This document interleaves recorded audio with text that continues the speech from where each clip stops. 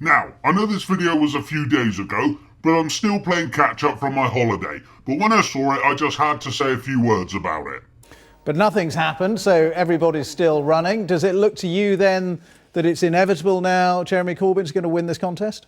Yes, I'd be amazed if Jeremy Corbyn didn't emerge from this as the leader of the Labour Party, which, if you think about where we were at the start of this contest, if I'd have sat here and said that would be the outcome, I think I'd probably been carted off. I mean, it's a quite incredible result that we're facing here, with untold consequences for the Labour Party and indeed British politics in general. I mean, it's obviously we do have a tendency in our game to overhype political moments, but I mean, this is potentially one of the transformative moments in British political history, for good or for ill. Well, you say untold consequences. Just try and spell out for us, having said that, what those consequences might be for the Labour Party, do you think?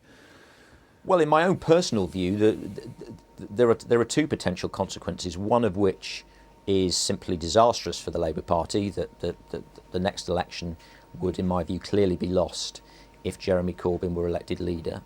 And I mean, speaking to MPs yesterday, I mean, who are now coming to terms with the fact that he is going to win, there are some Labour MPs who are now speculating about whether this could be terminal for the Labour Party.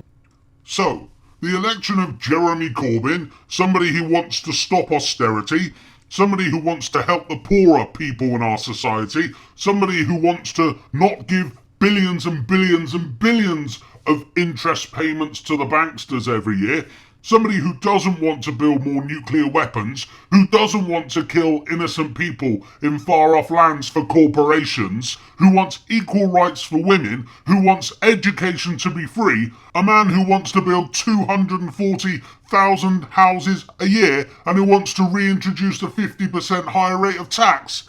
The election of this man would be the end of the Labour Party. Good God! What the hell did the Labour Party stand for before Corbyn came around? One thing Dan Hodges of the Telegraph misses is that people can resonate with what Jeremy Corbyn is saying. People have had enough of corporations ruling over them. They've had enough of the corporations buying off our bland, grey, lying MPs. They've had enough of establishment politicians, and those very same establishment politicians only giving the people the crumbs off the table. And even those crumbs are now being taken away by the Tories. If this is the end of the Labour Party, then great. I have no love for that party. After all, they gave us Tony Blair, Gordon Brown and Peter Mandelson. As I've said many times before, we need a new party, and the Labour Party dying in front of us would A, be great television, let's be honest, and B, would create a new opportunity for a fresh-faced party to arrive on the scene. I mean, one MP I was speaking to was saying that, in their view, they don't think the voters, who obviously seem to have been pushed aside from the debate taking place in the Labour Party, that the voters haven't yet focused on what's going on because it's the summer and we've just come out of a general election campaign, so they've tuned out of politics.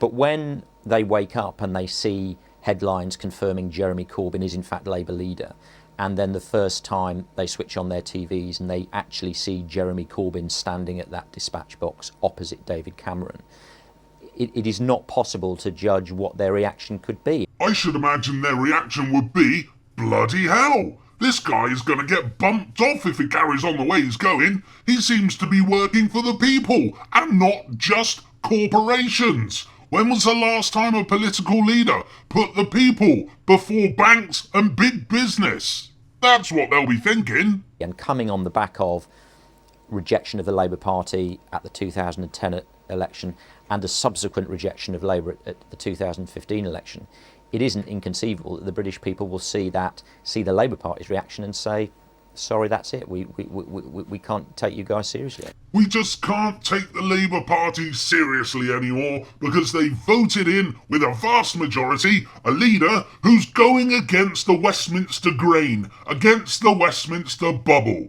So because the Labour Party voted in someone who wants to do what Labour was traditionally supposed to do, i.e. fight for the people, the average man, the workers, that's it. We just can't take them seriously anymore. Dan Hodges, you are an out-of-touch dick.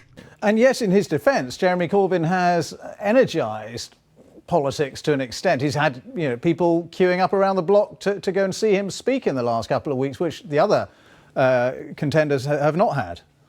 But that's part of the problem, isn't it? I think... That's part of the problem. Corbyn has people queuing up to listen to him. People literally queuing round the block. And because he has intellectual Telegraph political correspondent Dan Hodges says that's part of the problem.